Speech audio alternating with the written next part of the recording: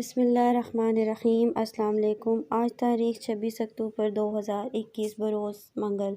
سعودی عرب کے آج کے خبر نامے کے ساتھ میں ہوں عائشہ۔ اگر آپ بھی سعودی عرب کے حالات و واقعات سے باخبر رہنا چاہتے ہیں تو ہماری ویڈیو کو مکمل دیکھیے گا اور ہمارے چینل کو سبسکرائب کر دیجیے اور ساتھ میں لگے آئیکن کے بٹن کو پریس کر دیجیے تاکہ آپ کو ہمارا اگلا نوٹیفیکیشن جلد موصول ہو سکے۔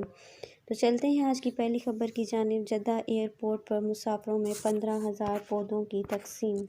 سعودی عرب میں کنگ عبدالعزیز انٹرنیشنل ایئرپورٹ کے حکام اور جدہ ایئرپورٹ کمپنی کے عہدیداروں نے ایئرپورٹ سے سفر کرنے اور آنے جانے والوں میں 15,000 پودوں کی تقسیم کی ہے۔